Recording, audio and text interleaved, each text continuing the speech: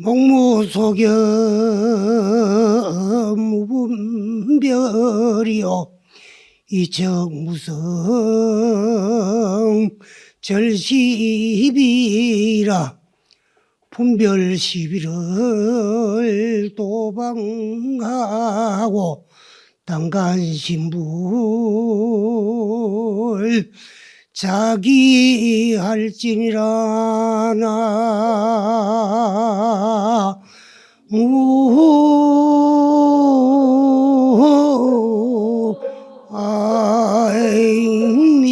아이니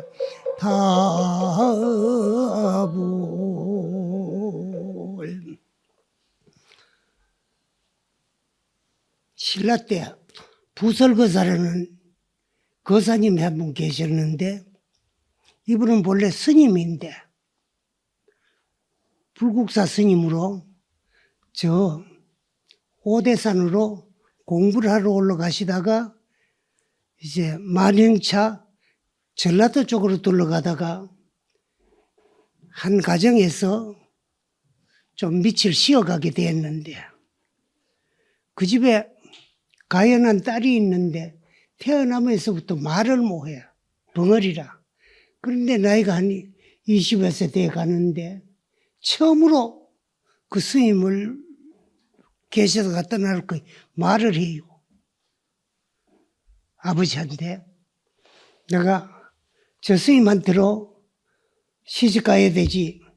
나를 스님한테로 시집 안 보내주면 당신은 목숨을 끊겠다. 그래서 그 아버지가 스님한테 사정을 했어요. 내 딸이 여차지차하고 태어나가지고 지금 가연할 때까지 말을 못했는데 처음으로 이제 말을 하면서 스님한테 이제 참 아내가 되고 결혼을 하고 싶다고 청혼을 부탁드리니까 죽는 사람 살리는 요랑하고 좀 머무러 달라고.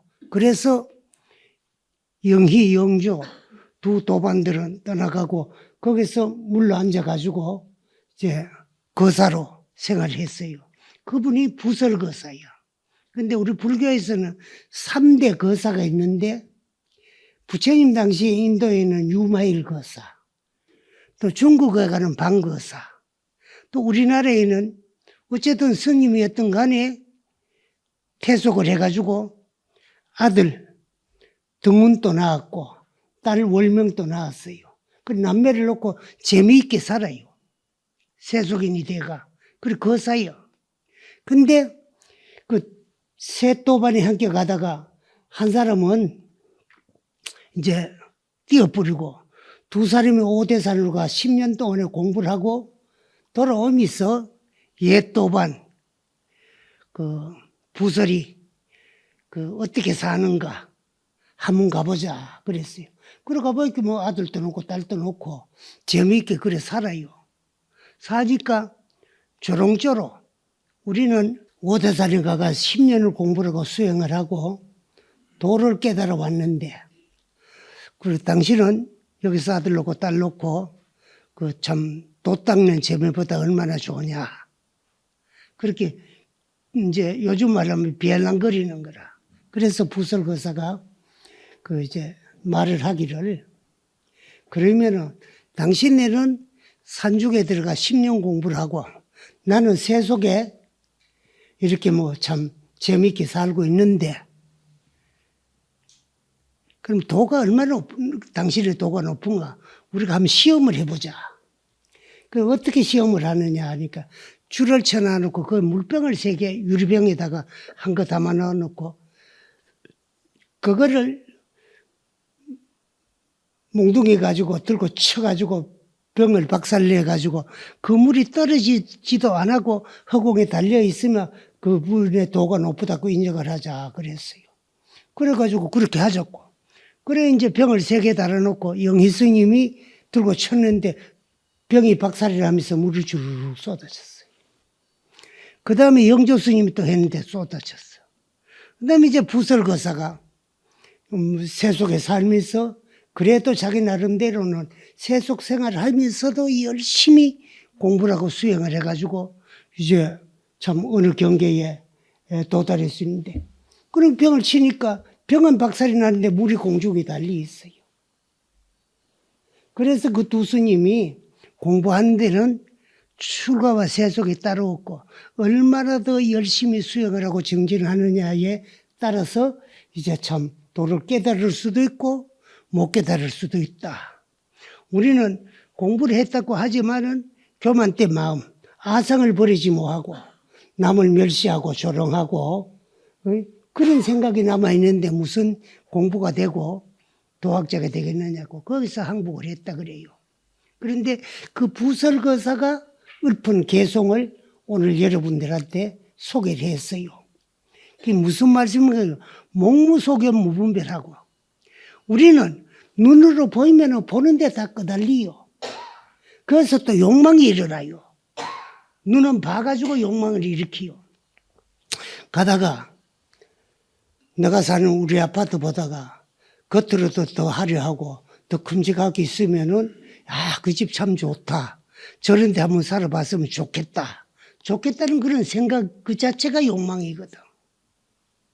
그래서 보면 보는 대로 보는 데 다 끄달리는데 이제 보는 데 끄달리지 아니하면은 좋고 나쁜 분별이 없어져요. 그래 목무소견하면은 무분별로 봐도 본 바가 없으면은 좋고 나쁜 분별심이 없어지고 이청무성함이 절십이요.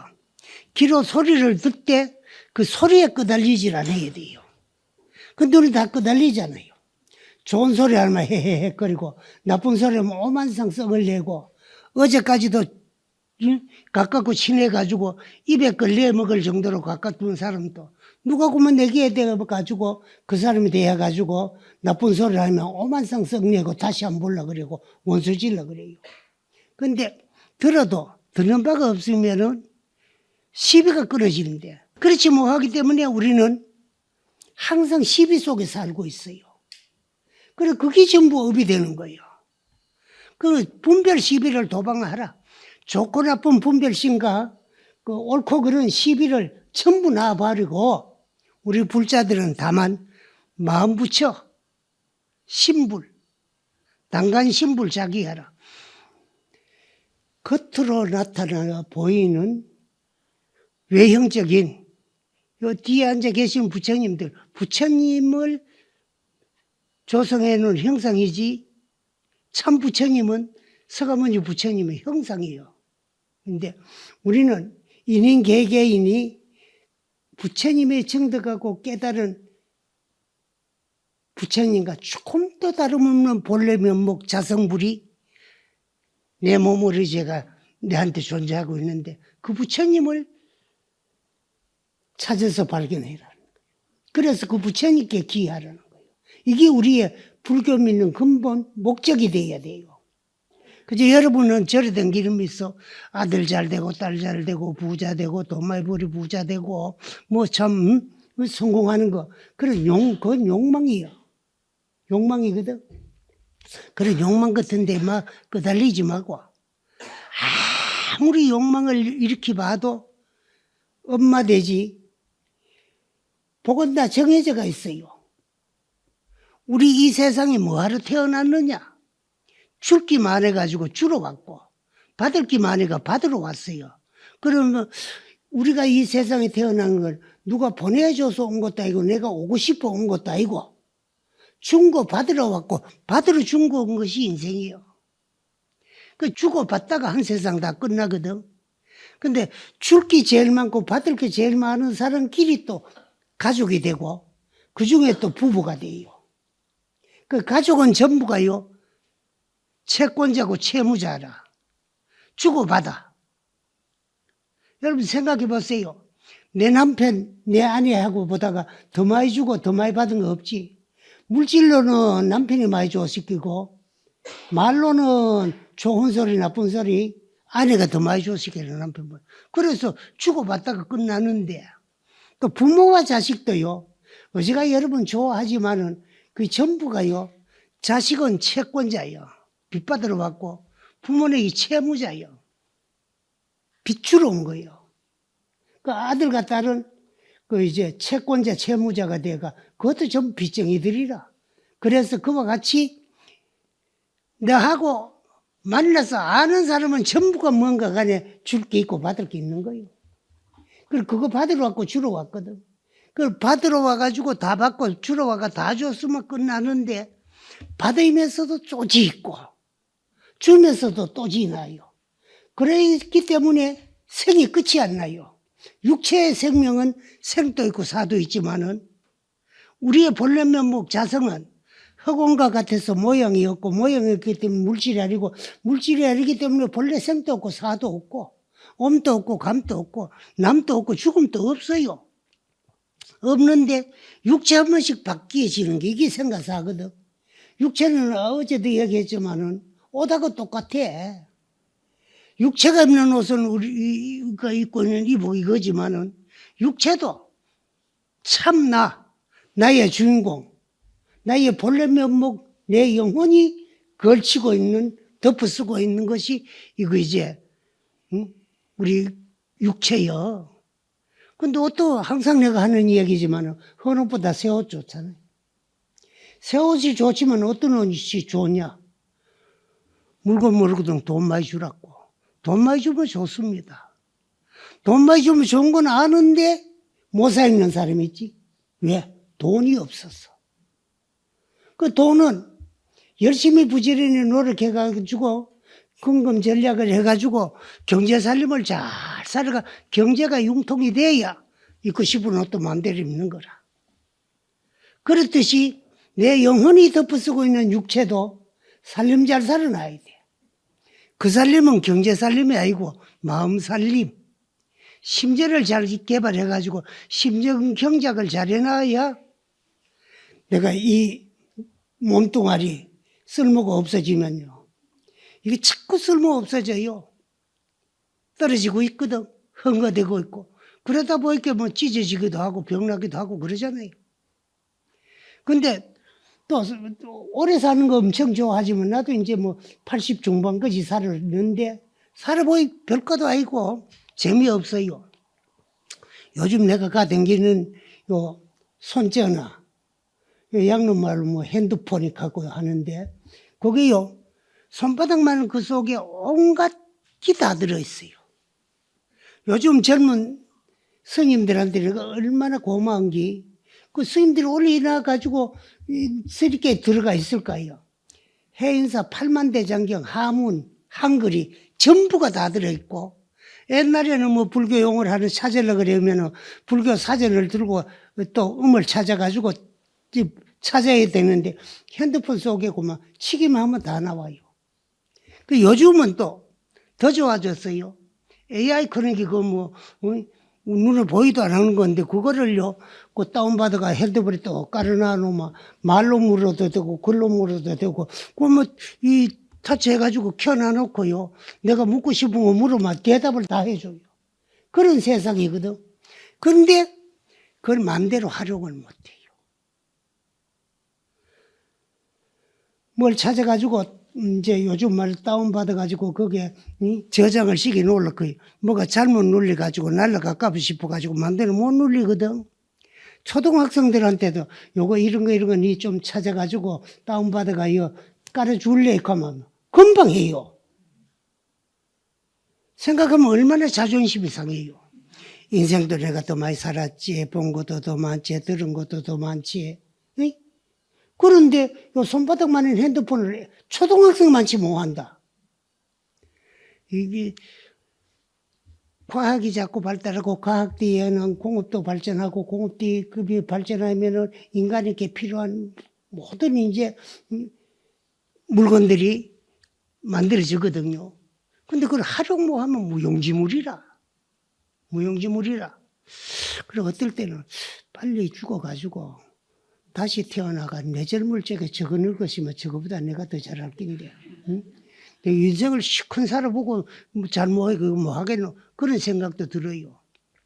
드는데 그래서 인생은 누가 보내준 것도 아니고 내가 오고 싶은 거 온 것도 아니고 지어놓은 업 때문에 그래 이제 참 갑오 받으러 온 게 인생이요. 그걸 또 갑오를 받으면서 또 지어놨기 때문에 생이 끝이 안 나요. 났다가 죽었다가 났다가 죽었다가 또 불교의 진리를 알고 보면은요, 나는 거 우리 어지간히 좋아라고 하지만은 죽으러 났어요. 안 나면 안 죽잖아요. 났기 때문에요, 반드시라는 조건이 따라 반드시 우리는 죽게 돼가 있어요. 죽으면은 또 반드시 다시 태어나기가 돼가 있어요. 여기 윤회사상이라. 났다가 죽었다가 죽었다가 났다가 이게 생사인데 그거는 누가 만들어준 것도 아니고 내가 지어놓은 업 때문에. 그 업을 짓는 데는 몇 가지 기간을 통해서 우리가 업을 짓느냐 그러면 몸으로는 겉으로 나타난 5가지 기간이 있거든. 요걸 오간이다 그래요. 그 오간 중에는 가장 많이 업을 짓는 것이 눈과 귀라. 그 다음에는 이제 입이고 코, 몸. 요걸 오간이라 그래. 요 놈으로 움직이고 작용하는 건 의식이요. 의식이 오간을 작용하는데 눈에 가면 빛깔과 모양과 물질, 귀에 가면 소리, 코에 가면 냄새. 이래 이제 작용을 하는데 그러면서 그거 이제 좋고 나쁘고 분별을 해가지고 좋으면 취하려고 그래고 나쁘면 버리려고 그래요. 여기 제7 만야식이 다 결정을 짓는 최종 결정식이라. 요 7식에 의해 가지고 업을 짓는데 요 7식이 작용하는 가운데 눈과 귀. 거기에다가 끄달리지 마라. 그 말이거든. 그래, 목무 속에 나니까 무분별이고 이청무성하면 절십이다. 분별 시비를 도방하고 단간신불 자기하라는 게. 다만 우리 불자들은 나의 자성불, 내 마음 부처를 발견해가지고 그 발견하는 게 견성 아니야.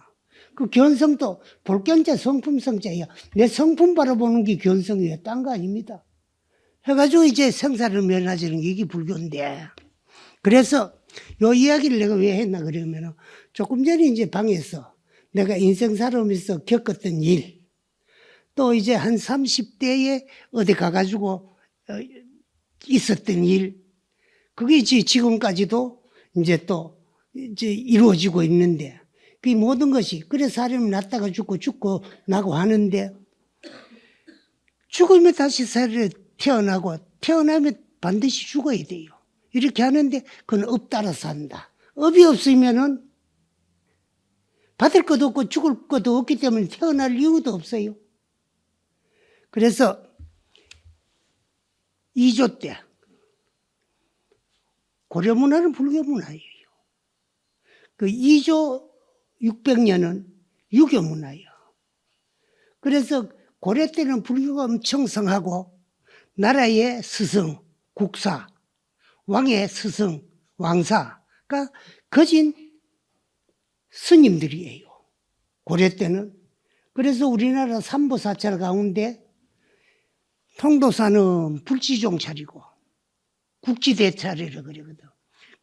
그 일주문에 들어가다 보면 양쪽 기둥에 국지대찰이요. 나라에서는 가장 큰 절이고 불가에서는 종찰이다. 그래 놨거든. 불지종찰. 그럼 왜 불지종찰이냐. 부처님 진신사리를 자장율사 스님께서 건강계단 탑에다가 모셔놓고 있기 때문에 불지종찰이거든요. 그 다음에 이제 법보종찰은 해인사. 해인사는 왜 법보종찰을? 팔만대장경 형판을 모시고 있어. 그 승보종찰은 어디냐? 송광사. 왜 송광사가 승보사찰이냐? 불일 보조국사를 위시가 대대로 내려오면서 16국사가 16분의 나라의 스승 국사가 탄생한 절이 송광사예요. 그래서 불교가 그만큼 성했어요. 그러니까 유생들은 자연적으로 설자를 잃고 할 말을 못하고 탄압 아닌 서러움을 겪고 있었어요. 그분들의 그 이제 참 억울한 심리를 이용해 가지고 그 고려왕 공민왕조를 무너뜨리고 이시왕조를 건국한 분이 태조 이성계라요. 그래 이시조선 왕조 개국공신 한 90%가 유생들이고 한 10% 정도가 스님들 몇 분이 계셨고 그래요. 그렇기 때문에 이시왕조의 개국 이념이 억불숭유야. 억불의 그런 불교를 억제하고 숭유라 그러는 게 유교를 숭상한다. 그런 정책을 썼는데 이 시조선 언제부터 그 불교 탄압이 시작이 됐나 그러면 제3대 태종 때부터 억불 정책을 써가지고 그만 불교를 탄압하고 절을 불사르고 스님들을 내쫓고 땅을 뺏고 그렇게 시작했어요. 그러니까 이조 중립에 가가지고는 뭐 마려버려 도로서빈이 있었요. 거진고마 참 절들도 많이 폐망하고. 그래 절이 또 2조 때 망했는 절은 가보면은 이 절이 왜 망했나 그러면 빈대 때문에 망했다 그러거든. 한 여기 계신 분들도 연세가 한 7, 80 된 분은 빈대 알긴데 빈대 알지요? 빈대 있는 방에 잡았어요. 그 빈대가 기 와가지고 사람 몸에 붙어가 기 댕기면서요. 피를 빨으면 엄청 무겁고 솔바요. 그렇거든. 그렇게 사람 몸에 방에 빈대가 있어가지고 내 피를 빨아먹으면서 솔분 만큼 스님들을 괴롭히는 게 유생들이요. 그래서 스님들의 유생을 비유해가 빈대라 그랬어요. 그래, 빈대 때문에 망한 절은 유생들의 등살에 스님들이 살 수 없어가지고 절을 비우고 다 나갔다. 그런 게 전부 빈대 때문에 망한 절이요. 그럴 때인데. 그 다음에 이제 스님들이 없어야 불교가 없어지 덕 높은 큰 스님들부터 탄압을 해요. 그러다 보니까 스님들도 그만 공부도 할 수 없고 또 이제 그 나라에서 쓰는 종이 같은 걸 전부 스님들한테 다 떠돌라 그러니까 스님들이 공부할 겨를을 또 없어요. 딱 심어가지고 껍데기 벗겨가지고 그걸 이제 삶아 두드려가지고 종이를 뜨고 다 그런 거예요. 그런데 그러다 보니까 스님들이 이제 그치 법맥이고만 단절이 돼. 스님들도 그 법맥을 이어와가지고 우리 때쯤 되면 한 80대쯤 돼요. 80대, 79대, 80대, 81대 이래 있는데 그 법맥이 이어져야 돼요. 그래서 스님들은 스승이 3분이 계셔요. 상자를 들여가지고 가르쳐 길러가지고 이제 스님을 만들어주는 거, 은사 스님. 그 부모들은 이제 자식을 낳아서 길러주면 우리는 나무 자식을 받아가지고 이제 뭐 스님을 만들어가지고 길러서 가르쳐야 돼요. 그게 은사 스님이에요. 그 공부를 다 하고 나면 또 계를 받아야 스님이 돼요. 계를 일러주시는 계사 스님이 있어요. 그 다음에 이제 공부를 다 마치고 나면 그 공부를 일생일대사 다 이제 해결해 마쳤다고 인정해 주는 스님이 있는데 인정을 해주고는 그 이제 그걸 인가라 그래요. 인가해 준 스님한테 그 스님의 법맥을 이어가요. 또 은사 스님 법맥이 있으면 은사 스님한테 이어가는데 은사 스님 스님이라도 깨달질 못해가 아직 법맥이 없으면은 딴 스님한테 정하고 그래. 그런데 그렇게 하는데 이제 그런 도가 높은 스님들이 커진 다 고마 없어지고 법맥 자체도 또 계맥도 그래요. 스님들이나 여러분들이 받는 계맥도요. 이시조선 500년에 단절이 됐어요. 끊어졌어요. 계맥도. 그래서 그 계도 그 지리산에 가면 칠부람이라고 있어요. 그래서 가락국 칠왕자가 외숙 장류화성을 의지해가지고 출가를 해가지고 도를 깨달은 7왕자가 다 도를 깨달은 절이 칠부람이요. 그 칠부람에는 그 문수도랑이야. 그때 이제 2조 마렵에 계맥이 다 끊어졌으니까 그 이제 스승인 금담 스님과 제자인 대은 스님이 그 이제 약속을 하고 지리산 칠부람으로 가가지고 문수보살님께 문수기도를 해가지고 문수보살님이 진신을 상서로 칭견하고 계 받는 사람이 다시 이제 원조가 돼가지고 계맥을 전해가도록 하자 그랬어. 그래서 스승과 상자가 함께 기도를 했는데 스승인 금담스님보다 제자인 대은스님이 먼저 문수보살을 칭견하고 상서로 문수보살님께 계를 받았어요. 그래서 그 대원 스님은 스승인 금담 스님에게, 금담 스님은 초이 스님에게, 초이 스님은 재산 스님에게, 재산 스님은 용성 스님에게. 그 와가지고 이제 동산 스님, 고암 스님으로 막 갈라져요. 그래 되는 자원 스님. 그래서 이제 그 주로 현재는 자원 스님 계맥이 전국에 다 이제 거기서 계를 받고 그러는데, 그 이제 법맥도 사실은 그 절집에는 강사도 정강을 받아야 강사가 되고, 율사도 정계를 받아야 율사가 되가 계를 줄 수 있고, 뜻이 법맥도 그 이제 도를 깨달아 가지고 법사 스님이 인가를 하고 당신 법제자로 받아들이는 걸 입실한다 그래요. 입실. 그 집으로 들어간다. 저 집 상자가 내한테로 법상자로 들어왔다 그래. 그걸 입실한다 그래요. 그러면 입실 제자를 받을 때는 도를 깨달은 걸 인정해가 받아들이거든. 그러면 도인이 앞으로 이 양반이 도를 깨달은 도인이니까 이 스님을 의지해가지고 이제 공부를 하고 수행을 하라 하는 거를 선포를 하는 식 이름이 건당식이요. 건당식. 그 건당이라면 세울 건자 당대 당자라. 니도 당혹하는 거 그건 집 현판 이름이야. 니도 네 집 짓고 현판 걸고 당대 세우고 네가 품을 나타 보일 때가 됐다. 나타내 보일 때가 됐다고 그 대중에게 인정을 시키기 위해서 도인 선포하는 그 이 시기 건당식이요. 요새는 그걸 잘못 써먹고 있는데 그래. 그런데 그럼 우리나라 그러한 그 법맥이 커진 단절이 됐을 적에 황학산 직기사 법계 정심선사라는 분이 계셨어요.